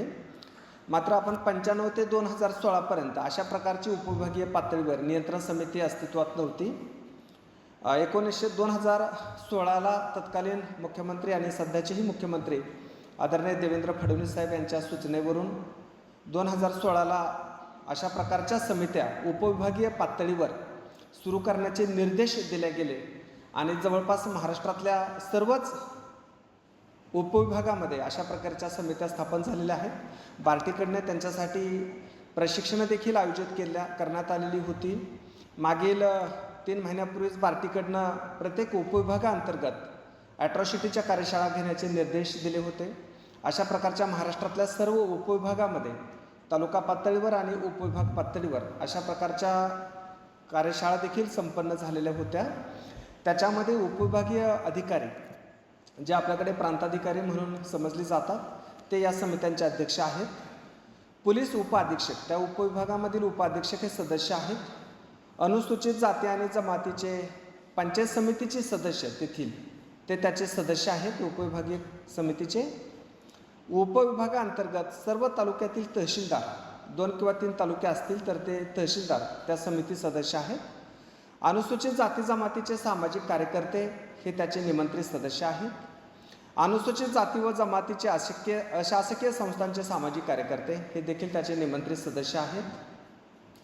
आणि केंद्र शासनाने नामनिर्देशित केलेले सामाजिक कार्यकर्ते अनुसूचित जाती जमातीच्या संदर्भामध्ये केंद्र शासन जो मागासवर्गीय आयोग आहे त्या आयोगाच्या माध्यमातून अशा प्रकारचे जे कार्यकर्ते आहेत त्यांना आपण सदस्य म्हणून त्यांना ओळखपत्र दिलेली आहे. अशा जिल्ह्यामधील जर असे सदस्य असतील तालुक्यातील असतील तर ती त्याची सदस्य आहेत. आणि गटविकास अधिकारी पंचायत समितीच्या जे आहेत त्याचे सदस्य असणार आहेत. आणि जिथे उपविभाग आहे जिथे प्रांताधिकारी कार्यालय आहे तेथील गटविकास अधिकारी ते त्याचे सदस्य सचिव असतील. अशा प्रकारची उपविभाग पातळीवरची नियंत्रण समिती कार्यरत आहे. खरं म्हणजे आपण आता इथपर्यंतची एकूण कायद्याची आणि अंमलबजावणीची प्रक्रिया आपण याबाबतची माहिती घेतलेली आहे. मला दिलेला वेळ आणखी जवळपास 20 मिनिट आहे. तर फक्त मी एवढाच एकदा रिव्ह्यू घेईल की आज पहिल्यांदा पूर्ण वेळ बच्छाव सर आहेत ते जे नागरी हक्क संरक्षण आणि या संदर्भाच्या कायद्यामध्ये ते अत्यंत माहितगार माणूस आहेत. आणि हे सगळं करत असताना माझ्याकडनं थोडंसं नाही म्हणालं तरी प्रेशर थोडं क्रिएट होतं की काय, म्हणून माझा आवाज आणि उच्चार शेवटपर्यंत समजतायत का, लक्षात येतं आहे काय? Yes, okay. जर तसं असेल तर आपण जो काही संशोधन झालं या कायद्याच्या अनुषंगानं त्याकडे एक 20च मिनिटामध्ये पाहणार आहोत. म्हणजे सगळ्याचा टायमिंग जो आहे तो सगळ्यांचा व्यवस्थित बसावा म्हणून तेवढे 20 मिनिट मी घेतले तरच आपल्याला 2:30पर्यंत सगळं संपवता येईल. 2:30पर्यंतच्या अगोदर संपवलं तर केटरिंगवाल्यांचा प्रॉब्लेम येईल, त्याचं नियोजन 2:30च दिलेलं आहे. हा सगळा अंदाज घेऊन आपण सर्व कार्यशाळा पुढे कंटिन्युएशनमध्ये ठेवूयात. आणि त्यापूर्वी जरी थोडंसं कमी जास्त असेल तरी मला सांगा, मला तसं आवरणं आणि हे करणं सहजपणाचं शक्य आहे. सर चालेल 20 मिनिट 25 मिनिट सर चालेल ना सर? ठीक आहे. कारण 12:30 म्हणजे पुढे 2:30पर्यंत देईल. Okay sir. म्हणजे पुढच्या व्याख्यात्यांना वेळ मिळावा म्हणून त्याचा आपण रिव्ह्यू घेतो आहे. हा तो काही आहे संशोधन जे आहे 15-16चं त्याच्याबद्दलची माहिती आपण घेतो. तर आर्थिक बहिष्कार हा एक नवा अमेंडमेंट झालं त्याच्यामध्ये. तर त्याच्यामध्ये त्यांच्याबरोबर व्यवहार न करणे, मजुरी व कामावर न घेणे, दुसऱ्या व्यक्तीबरोबर व्यवसाय करू न देणे ही आर्थिक बहिष्काराची व्याख्या केली. किंवा सेवा करण्याची संधी नाकारणे किंवा कोणत्याही बदलामध्ये किंवा कंत्राट मिळण्याची संधी नाकारणे किंवा व्यवसायामध्ये सर्वसाधारणपणे सहज साध्य होणारी गोष्ट करण्यास नकार देणे किंवा दुसऱ्या व्यक्तीबरोबर व्यावसायिक किंवा उद्योगधंद्याबाबत संबंध ठेवण्यास अडथळा निर्माण करणे. अशा प्रकारचं कोणतंही कृत्य हे आर्थिक बहिष्कार या व्याख्येमध्ये केलं गेलं. म्हणून अशा प्रकारचं कृत्य हे देखील ॲट्रॉसिटीमध्ये गुन्हा ठरवलं गेलेलं आहे. लोकसेवकाची व्याख्या इथे या कायद्यासाठी एक स्वतंत्र पद्धतीनं कलम टाकलं आहे. भारतीय दंड संहितेच्या 1860चा 45 यांच्या कलम 21मधील व्याख्येत नमूद केल्याप्रमाणे त्याचप्रमाणे सध्या अस्तित्वात असलेल्या कोणत्याही अधिनियमातील तरतुदींना अनुसरून लोकसेवक म्हणून काम करीत असलेल्या तसेच केंद्र शासनात किंवा राज्य शासनात प्राप्त अधिकार कक्षाच्या अंतर्भूत कर्तव्यानुसार काम करणारा असा आहे.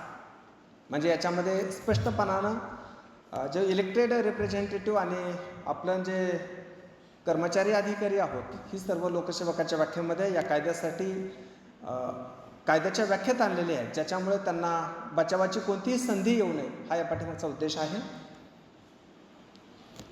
सामाजिक बहिष्कार असंच एक त्याची व्याख्या केलेली आहे. कोणत्याही व्यक्तीला इतर व्यक्तीच्या सेवा नाकारणे किंवा तिचा त्यांच्याकडून स्वीकार न करणे किंवा कोणतेही रूढी परंपरा चालीरीती वगैरे सारख्या सेवा न येणे किंवा न देणे किंवा सामाजिक संबंध ठेवण्यापासून रोखणे, जे व्यक्ती एकमेकाबरोबर प्रस्थापित करतात ते किंवा त्या व्यक्तीस इतरापासून अलिप्त ठेवणे असा आहे. सामाजिक बहिष्काराची व्याख्या नवीन संशोधनामध्ये ॲड केली गेली आणि अशा प्रकारचं कृत्य हे गुन्हा आहे. अत्याचारग्रस्ताची एक व्याख्या बदलवली. अत्याचारग्रस्त व्यक्ती आपण यांनाच म्हणत होतो का ज्यांच्याकडे तो थेटपणानं ज्याला तो बाधित आहे, ज्याला बाधा निर्माण झालेली आहे त्यालाच फक्त आपण अत्याचारग्रस्त म्हणत होतो.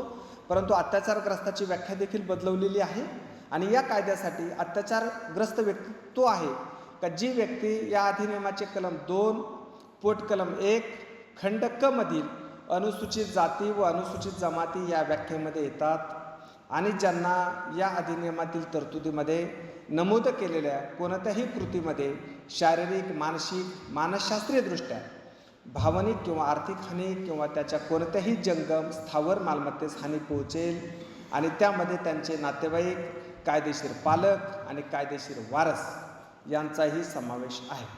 अत्याचारग्रस्ताच्या व्याख्येत कायदेशीर पालक, कायदेशीर वारस आणि नातेवाईक यांचा समावेश केला गेलेला आहे. त्यामुळे या कुटुंबाच्या अत्याचारग्रस्त म्हणून या कुटुंबांना अपेक्षित ते संरक्षण देणं, अपेक्षित ती मदत देणं, अपेक्षित ती काळजी घेणं ही देखील या कायद्याद्वारे जबाबदारी निश्चित केलेली आहे. साक्षीदाराची देखील या कायद्यासाठी स्पेशली व्याख्या बदलवलेली आहे आणि या कायद्यासाठी साक्षीदाराची काय व्याख्या आहे, अशी कोणतीही व्यक्ती जिला या घटनेबाबत आणि परिस्थितीबाबत किंवा ज्या व्यक्तीजवळ त्या घटनेच्या अनुषंगाने महत्त्वाची माहिती आहे किंवा ज्या व्यक्तीस गुन्ह्याच्या तपासासाठी आवश्यक ठरणारे ज्ञान आहे, माहिती आहे, चौकशी किंवा न्यायालयातील सुनावणीसाठी योग्य माहिती देऊ शकेल, हजर करू शकेल किंवा त्याबाबत जबाब देऊ शकेल किंवा या अधिनियमाखालील गुन्ह्याच्या संदर्भाने तपासासाठी, चौकशीसाठी किंवा सुनावणीसाठी कोणतीही कागदपत्रे हजर करू शकेल आणि यामध्ये बळी पडलेल्या व्यक्तीचाही समावेश असेल.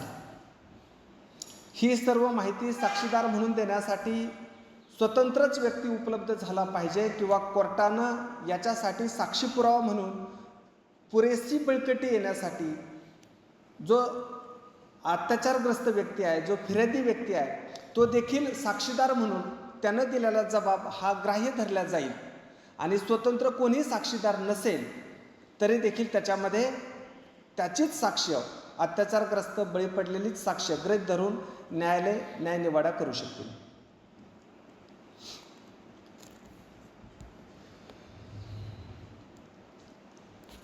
याच्यामध्ये जे काही आपण बदल झाले होते ते आपण सुरुवातीलाच त्यामध्ये बदल घेतलेले आहेत. त्यासाठी वेळेचा अभ्यास करता आपण परत रिपिटेशन करत नाही. विशेष न्यायालय आणि एकमेव विशेष न्यायालय जी कलम 14 मध्ये आहे. दावा जलद गतीने चालविला जावा यासाठी राज्य शासन उच्च न्यायालयाच्या मुख्य न्यायाधीशाच्या सहमतीने शासकीय राजपत्रातील अधिसूचनेद्वारे एकमेव विशेष न्यायालय एका किंवा अनेक जिल्ह्यासाठी स्थापन करेल. परंतु असे की या अधिनियमाद्वारे कमी संख्येचे दावे दाखल झालेले असतील तर राज्य शासन उच्च न्यायालयाच्या मुख्य न्यायाधीशाच्या सहमतीने शासकीय राजपत्रातील अधिसूचनेद्वारे या अधिनियमाखालील अपराधांचे दावे चालविणारे विशेष न्यायालय म्हणून सत्र न्यायालयास विनिर्दिष्ट करेल. परंतु आणखी असे की स्थापन केलेली किंवा विनिर्दिष्ट केलेली न्यायालयांना या अधिनियमाखाली घडणाऱ्या अपराधाची थेट दखल घेण्याचा अधिकार राहील. या अधिनियमाखाली दाखल झालेले दावे शक्यतो 2 महिन्याच्या आत निकालात काढले जातील. या दृष्टीने पुरेशा प्रमाणात न्यायालय स्थापन करण्याची जबाबदारी राज्य शासनाची आहे. जसं की पोलिसांना दोषारोपपत्र 60 दिवसामध्ये देणं कायद्याद्वारे बंधनकारक केलं आहे. तसंच विशेष न्यायालय किंवा स्पेशल कोर्ट नेमून शक्यतोवर अगदीच त्यांना बाइंड आणि कंपल्सरी नाही, कारण न्यायालयीन कामकाजाची दिरंगाई पद्धती किंवा न्यायालयीन कामकाजाची न्याय देण्याचे जे कामकाज चालतं त्याच्यामध्ये अनेक गोष्टी बारकाईनं पाहावी लागतात. पण शक्यतोवर प्रयत्न आहे की 60 दिवसामध्ये अशा प्रकारचा निकाल देण्याचा न्यायालयाने प्रयत्न केला पाहिजे, ज्याच्यामुळे कायद्याचा धाक आणि भीती ही समाज मनावर कायम राहील. अत्याचारग्रस्त आणि साक्षीदारांचे अधिकार पण आहेत. अत्याचारग्रस्तांना, त्यांच्यावर अवलंबून असलेल्यांना आणि साक्षीदारांना कोणतीही धामतपटशहा जुलूम करण्यास उत्तेजन देणे किंवा हिंसात्मक कृतीची धमकी देणे यापासून संरक्षण करण्याची राज्य शासनाची जबाबदारी आणि कर्तव्य आहे. म्हणजे एखादा अत्याचारग्रस्त असेल, त्याच्या प्रकारे त्याला जर कोणी धमकी वगैरे देत असेल तर त्याची संरक्षण करण्याची जबाबदारी राज्य सरकारवर या कायद्याद्वारे सोपवलेली आहे आणि राज्य सरकारनं ती आपल्या पोलीस दलावर सोपवलेली आहे.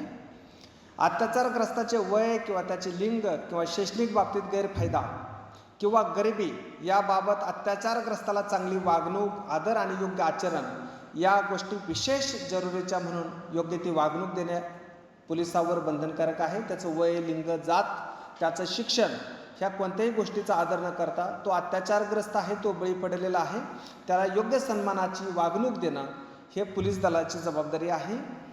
या अधिनियमाखाली चालणारी कोणतीही कार्यवाही अत्याचारग्रस्ताला किंवा त्याच्यावर अवलंबून असलेल्यांना योग्य ती अचूक आणि वेळेवर नोटीस, कोणत्याही न्यायालयातील कार्यवाही, यामध्ये जामिनीची कार्यवाही आणि विशेष सरकारी अभियोक्ता किंवा राज्य शासनाची माहिती देण्याचा अधिकार आहे. केसेसच्या संदर्भानं अत्याचारग्रस्ताला योग्य ती वेळोवेळी माहिती देणं ही जबाबदारी या कायद्यामध्ये अंतर्भूत केली गेलेली आहे.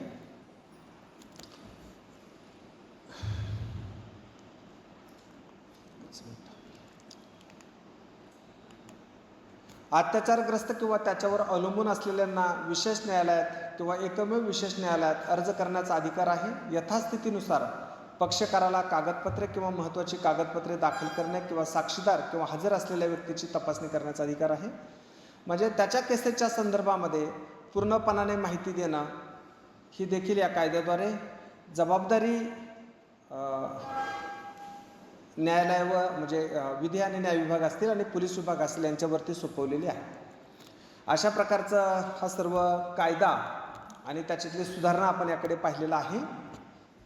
यानंतर हे काही वेगवेगळ्या गुन्ह्यामध्ये जे काही अनुदान सहाय्य द्यायचं असतं, आर्थिक मदत करायची असते, त्याच्या संदर्भातला हा चार्ट आहे. आपल्याकडे जे बार्टीनं वाचन साहित्य प्रोव्हाइड केलं त्याच्यामध्ये ही सर्व माहिती आहे, त्याच्यामुळे मी त्याचं रिपिटेशन करणार नाही. सर्वसाधारणपणे 85,000पासून 8,50,000 रुपयापर्यंत त्या गुन्ह्याच्या ग्रीव्हन्सप्रमाणे, त्या गुन्ह्याच्या कलमाप्रमाणे आर्थिक मदत देण्याची तरतूद आहे. आर्थिक मदत ही सर्वसाधारणपणे 1-2 गुन्ह्यामध्ये ती फक्त 4 टप्प्यात देण्याची तरतूद असली तरी सर्वसाधारणपणे 3 टप्प्यामध्ये देण्याची तरतूद आहे. FIR दाखल झाल्यावर 15 दिवसाच्या आत सामाजिक न्याय विभागाकडनं त्याला मदत दिली जावी असं या कायद्याद्वारे अपेक्षित आहे, नियमाद्वारे अपेक्षित आहे. त्याबरोबरच एकदा FIR दाखल झाल्यावर त्याचं चार्जशीट, दोषारोपपत्र कोर्टात दाखल झालं तर दाखल झाल्यावर राहिलेली 50% रक्कम, त्या गुन्ह्याला जी समजा 1 लाख रुपये मदत असेल, 25,000 रुपयाची रक्कम ही FIR दाखल झाल्यावर 15 दिवसाच्या आत त्याच्यापैकी 50% रक्कम म्हणजे 50,000 रुपये रक्कम ही दोषारोपपत्र दाखल झाल्यावर दिली जावी. आणि जर दोष सिद्ध झाला, कोर्टानं त्याला कन्व्हिक्शन केलं गेलं तरच राहिलेली रक्कम त्याला देण्याची तरतूद आहे. अशी 3 टप्प्यामध्ये तरतूद आहे. त्याच्यामुळे बऱ्याच वेळा असा देखील समज आहे की आर्थिक मदत केली जाते, आर्थिक मदत दिली जाते म्हणून गुन्हे दाखल होतात. खरं म्हणजे गुन्हा दाखल, फक्त एखादा खोटा गुन्हा दाखल झाला तर त्याला पहिल्यांदा 25% रक्कम मिळणार आहे. 50% रक्कम तर चार्जशीट दाखल झाल्यावर करायची आहे. चार्जशीट दाखल झाल्यावर तर सर्व पुरावा मिळवायचा आहे, दोषारोपपत्र निश्चित करायचं आहे, पोलीस मॅन्युअल्सप्रमाणे सांगितल्यावर सत्य शोधून काढायचं आहे आणि त्याच्यानंतरच कोर्टामध्ये दोषारोप दाखल होणार आहे. जर पोलिसांना असं वाटलं की यांनी खोटा गुन्हा दाखल केला आहे तर कदाचित पोलीस अधिकारी त्याला बसंमरी करतील आणि त्याला डिझॉल्व करतील की तू खोटा गुन्हा दाखल केला, तुझे प्रबळ पुरावे कोणतेही मला मिळालेले नाहीत. ॲट्रॉसिटीमधला हा कलम खोटा वाटतो म्हणून असा कलम वगळू शकतील किंवा पूर्णपणानं केस डिझॉल्व करू शकतील, न्यायालयामध्ये सादर करू शकतील. अशा प्रकारची कारवाई झाल्यावर त्याला पैसे कुठे मिळणार आहेत? त्याच्यामुळं त्याच्याशीच कधी बऱ्यापैकी तो देखील गैरसमज होतो. म्हणजे असं देखील नाही, कारण 25% रक्कम छोट्या गुन्ह्यामध्ये फार ही आहे, गंभीर स्वरूपाचा असेल तर तो असा होणारच नाही आहे. रेप किंवा खून असेल तर तो ग्रीव्हियस आहे त्याचा. तर याही बाबी देखील महत्त्वाच्या ठरत आहेत. अशा प्रकारे 3 टप्प्यात मदत देण्याची तरतूद आहे. आपल्याकडे सर्व आपल्या वाचन साहित्यामध्ये ते नमूद असल्यामुळे मी त्याच्यासाठी फार वेळ घेणार नाही. पुढच्या वक्त्यांना देखील बोलायचंच आहे, त्यामुळे आपण अगदीच ॲट्रॉसिटीची 2018ची जी काही सुधारणा आहे शेवटची तेवढीच आपण वाचतो आहोत. 20 मार्च 2018ला माननीय सुप्रीम कोर्टाने ॲट्रॉसिटी कायद्यातील एखाद्या आरोपीला अटक करण्याबाबतच्या तरतुदी काहीशा शिथिल केल्या होत्या. तसेच या कायद्याअंतर्गत आरोपीला अंतरिम जामीन देण्याचीही तरतूद केली होती. या कायद्यानुसार एखाद्या सरकारी कर्मचारी अथवा अधिकाऱ्यावर कारवाई करताना त्याच्या अटकेपूर्वी संबंधित विभागाची अनुमती घेणे आवश्यक असल्याचीही या कायद्यात तरतूद होती. याबरोबरच सर्वसामान्य व्यक्तीवर या कायद्याअंतर्गत आरोप असल्यास SP च्या स्तरावर पोलीस अधिकाऱ्याची अनुमती घेणे आवश्यक होते. शिवाय FIR दाखल करण्यापूर्वी त्या प्रकरणात प्राथमिक चौकशी करणे आवश्यक आहे, अशीही पूर्वीच्या कायद्यात सुधारणा करण्यात आली होती. मात्र माननीय सुप्रीम कोर्टाच्या या निर्णयानंतर केंद्र सरकारने संसदेत या कायद्यात सुधारणा केल्या आणि मूळ तरतुदी पुन्हा आणल्या गेल्या आहेत. त्यामुळे कायदा जसा आहे, जसा अपेक्षित आहे, जसा गरजेचा आहे, तसाच भारताच्या संविधानानं हा कायदा संसदेनं कायम ठेवला गेलेला आहे. आणि 2018च्या सुधारणेमुळे या कायद्याला कुठेही डगमगल्याची स्थिती निर्माण केली गेलेली नाही. आणि म्हणून एवढंच डॉक्टर बाबासाहेब आंबेडकर म्हणतात तसं, कायदा म्हणजे अमुक एका वर्गाने ठरवलेली बंधने नव्हेत, तो कोणत्या प्रकारचा असावा हे ठरविण्याचा हक्क सर्व प्रजेस अगरतेच्या प्रतिनिधीस पाहिजे. हा कायदा संरक्षणात्मक असो वा प्रशासनात्मक असो, तो सर्वांनाच सारखा लागू असला पाहिजे. आणि समाजरचना समानतेच्या पायावर करावायची असल्यामुळे मान सन्मान, अधिकार व व्यवसाय या बाबतीत जात आड येता कामा नये. भेदाभेद व्हायचा तो केवळ व्यक्तीच्या गुणभेदामुळेच झाला असला पाहिजे, जन्मामुळे होता कामा नये. म्हणून भारतरत्न डॉक्टर बाबासाहेब आंबेडकरांना अभिप्रेत असलेलं कायद्याचं इम्प्लिमेंटेशन, कायद्याची अंमलबजावणी करण्याचं काम आपल्या सर्वांवर आहे. नक्कीचपणानं या कायद्याच्या अंमलबजावणीमुळं, कायद्याच्या प्रभावी अंमलबजावणीमुळं आपण या देशामध्ये अत्यंत चांगला समाज व्यवस्था निर्माण करू शकलो. अनेक उच्चपदस्थ पदावर आमचे अनेक अनुसूचित जाती जमातीचे आणि संरक्षित घटकातील व्यक्ती आहेत. त्यांचा हा देश म्हणून आपल्या सगळ्यांना अभिमान आहेच. आणि हा पुढे घेऊन जाण्यासाठी देखील आपल्याला सर्वांनाच अधिक प्रभावीपणानं काम करायचं आहे. एवढंच या ठिकाणी सांगतो. आजच्या या कार्यशाळेसाठी मला बार्टीकडनं, सहाय्यक आयुक्त कार्यालयाकडनं निमंत्रित केलं गेलं. आपण अत्यंत शांततेनं आपण बसून राहिलात. विशेष म्हणजे आपले पोलीस अधीक्षक नागरी हक्क संरक्षण युनिटचे आदरणीय प्रशांत बच्छाव साहेब हे ऐकून घेतलं. मला नक्कीचपणानं त्यांच्याकडून देखील हे सगळं संपल्यावर अन्य काही माहिती मिळेल, अनुभव मिळेल. शेवटी त्यांचाही फायदा होईल. पहिल्यांदाच मी एवढ्या मोठ्या पूर्णवेळ थांबणाऱ्या अधिकाऱ्यांच्या समोर जाऊन बोलतो आहे. त्याबरोबर प्रादेशिक उपायुक्त आदरणीय माधवजी वाघसाहेब हे देखील पूर्णवेळ थांबून राहिले. मला असं वाटलं होतं की कदाचित वरतून उठल्यावर आपण मिटिंग किंवा अन्य कामाच्या निमित्ताने जाल, परंतु आपण थांबलात. मी व्यक्तिशः माझ्या वतीनं आणि बार्टीच्या वतीनं आपले खूप मनापासून धन्यवाद मानतो.